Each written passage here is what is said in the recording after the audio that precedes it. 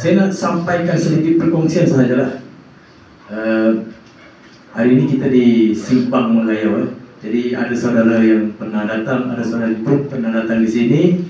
Jadi di sini kita boleh lihat satu kebesaran, satu anugerah yang Allah Subhanahu wa Ta'ala memberikan pada kita. Keindahan alam ini, bunyi ombak, bunyi angin, bunyi daun, ya, pasir yang sehalus-halusnya pasir. Kita tidak boleh kira pasir tu. Tapi apa yang saya nak tekankan di sini, keimanan kita ni, sebesar-besar bumi, ya, sebesar-besar Bima Sakti itu alam semesta Allah bagi pada kita, di tahap manakah kita simpan penghargaan kita terhadap Allah Subhanahu wa Ta'ala. Ya, boleh faham Muhammad? Jadi di sini kita bukan semata-matanya untuk datang melancong, bukan kita datang sebagai untuk meluangkan masa saja, tidak. Kita boleh tengok sejauh-jauh laut tu, ciptaan Allah Subhanahu wa Ta'ala. Di situ Allah Subhanahu wa Ta'ala menunjukkan kekuasaan, keesaan, ya, 7 petala bumi, 7 petala laut. Jadi di sini kita dapat buktikan. Kita tengok di atas tadi, tapi kita tidak dapat tengok sunset. Sunset kan? Tidak apalah, lain kali lah, mungkin belum ada rezeki kita lagi. Jadi apa yang saya nak tekankan, ini adalah berkaitan dengan kebesaran, keagungan, ya. Jadi sentiasa beriman. Apa tu iman? Selalu kita dengarkan beriman. Yakin dan percaya. Jadi dari segi bahasa, iman ini engkau mempercayai sesuatu perkara. Contoh, adakah di sini saudara doa untuk esok dapat makan? Ada? Berapa ramai sini doa untuk makan esok? Ada? Kamu doa, ya Allah, kau pergilah aku makan esok. Sebab apa? Saya sendiri pun tak berdoa begitu. Sebab apa? Kita dijanjikan akan diberikan makanan. Ya, kita ada perjanjian, ada barang dia. Sebab kita dah dilatih untuk percaya benda itu, begitu. Betul? Kita percaya dengan janji manusia, betul? Percaya kan? Percaya.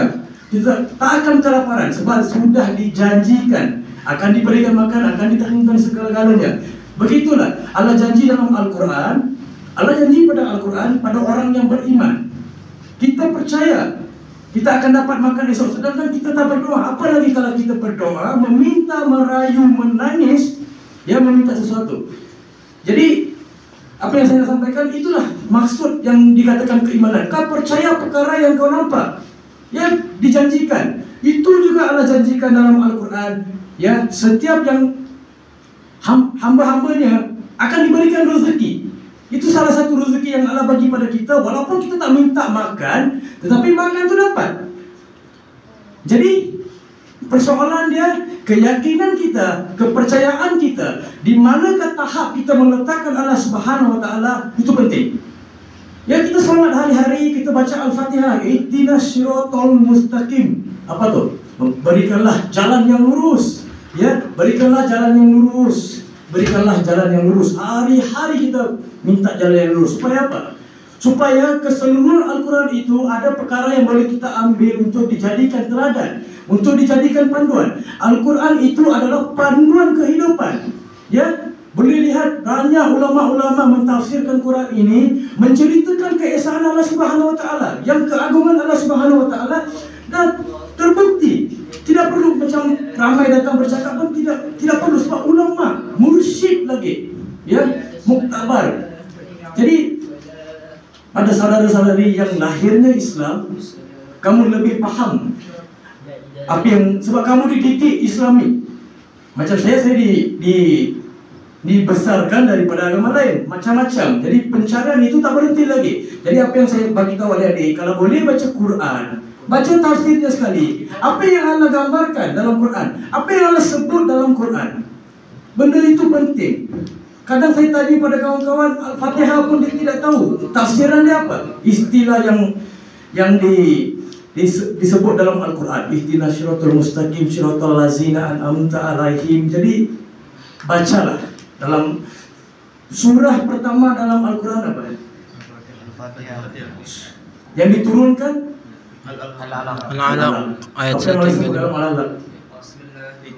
Iqra, bacalah, memahamilah, mengertilah. Jadi Jangan ambil agama ini sekadar agama disebabkan kita ini dah lahir Islam, kita dah paham Islam. Tidak. Islam tidak ada pengakhiran. Islam tidak ada pengakhiran. Di masa lagi mana kamu pegang Al-Quran itu sebagai panduan hidup, tujuan hidup untuk menyelesaikan segala-gala masalah dalam kehidupan kamu, Allah dah janjikan di situ akan diberikan rezeki. Jangan takut. Yakinlah pada Allah Subhanahu Wa Taala. Kita yakin pada manusia akan bagi makan. Apa susah kita nak yakin Allah tak bagi rezeki? Betul.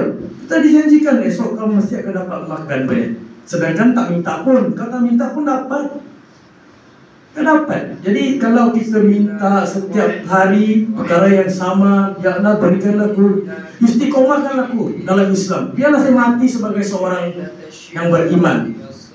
Ya, seorang yang beriman. Jadi saudara-saudari, sedikit sebab bila iman kita ini lemah, banyak perkara akan wujud dalam kehidupan. Sampai saya ada satu baru-baru ini sedikit berkongsi